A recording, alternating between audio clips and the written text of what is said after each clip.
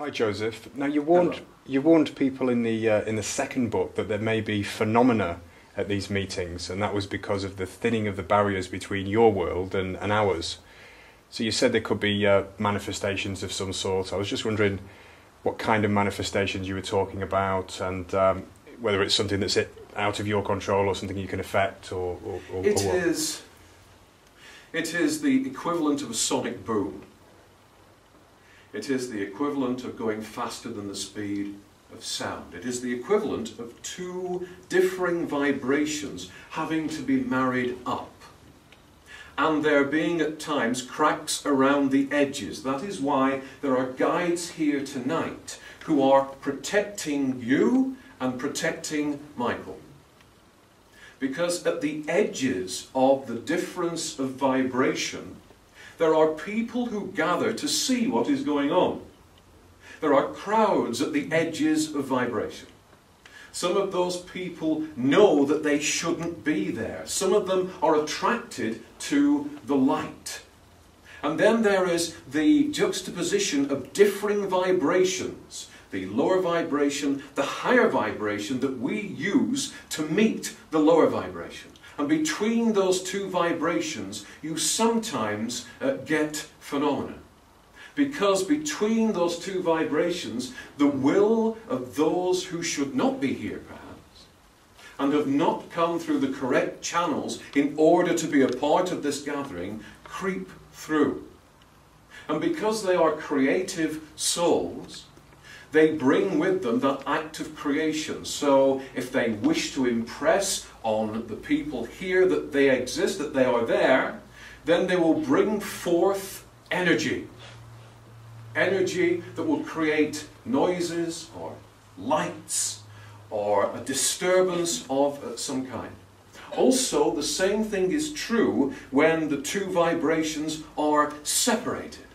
There is a rupture between the vibrational levels that can cause, again, interference. As you would get a crackling on a radio or a disturbed picture on a television set. Except that in this case, the disturbance is caused by life, is caused by people, is caused by minds that perhaps should not be in the gap between the two worlds.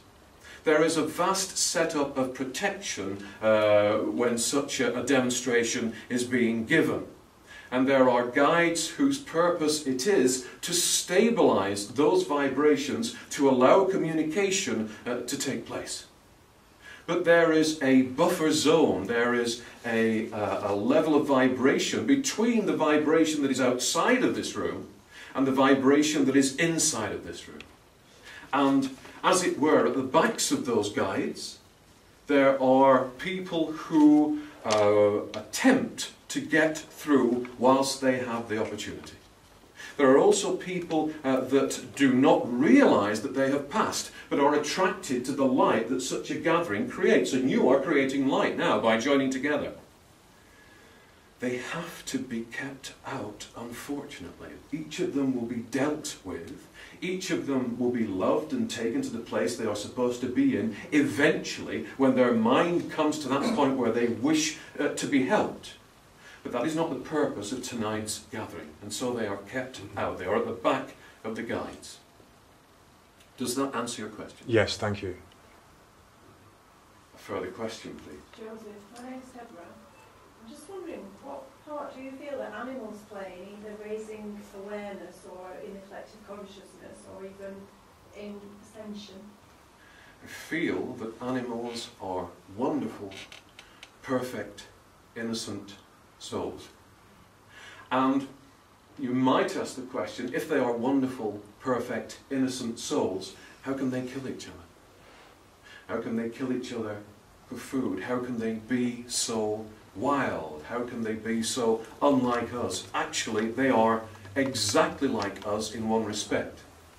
We donate the vibrations into the field of consciousness that is around the earth that make the animals violent. We donate the vibrations into the field of consciousness that is around the earth that make the animals need to express that violence in the collection of food through the absorption of energy from other bodies. We do it ourselves. There was a time when we didn't. It is all to do with the power play that is going on within the limited field of energy that is around the earth. We feel we need someone else's energy. We feel that we have to take someone else's energy. At work, on the phone, face to face, whilst we go to bed, as we wake up. It is always a power play at some level, because that is the way that the field is set up. The animal kingdom is apart from this, but because they are encapsulated for a time within the field of consciousness, they are drawn into that violence. Not that they want to be violent, not that they want to kill each other. They have to. And the savagery that you see is because of us, not because of them. What would they eat otherwise? What would they eat otherwise? Wonderful question. What would you eat otherwise if you did not eat meat, if you did not take power from each other? You would take power from beyond the field. You would take energy from beyond the field.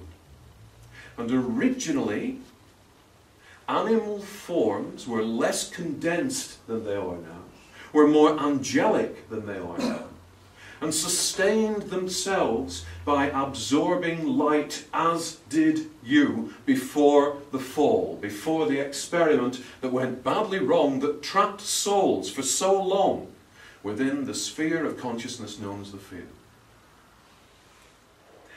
Animals have a separate destiny. It is a linked destiny, but a separate destiny. They have different goals. Their goal is to bring back knowledge and energy to the devas that they are a part of.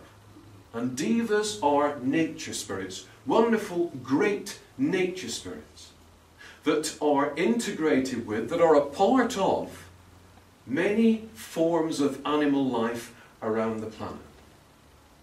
And the animals take back to the devas as they become, not absorbed is the wrong word, as they become one with the deva and yet still retaining the individuality that they had as that certain animal form and many other animal forms that they have had in their soul past. They take back to the deva knowledge that allows the deva to progress. As the animal forms are trapped, as their life force is trapped once they incarnate by the energies of the field, so the devas that are linked to this planet, and the planet itself is a deva, those devas are trapped by the trends of the field. Those devas seek to escape, but they have in their charge the animal forms that they are a part of and the planet itself on a natural level. And so, when the field is changed, not only do the souls escape, not only do we escape, do you escape, but the animals escape too, and ultimately the devas. But they will be back, and you will be back. Because the ultimate aim is to release souls from the experiment, from the fall, from the things that have gone wrong, so that they can return to God and decide where next they want to be, where next they want to experience. And if that is in reparation, if that is as part of a new project, spiritual project, that permeates this planet, so be it, you will return. But not immediately, and certainly not now. And I hope in that question, in that answer, you see how the dear animal forms are severely mistreated, not only by those who say, well, I don't eat meat, I'm not violent towards, not only by those that do violence to animals, but also by those who say, I do not eat meat.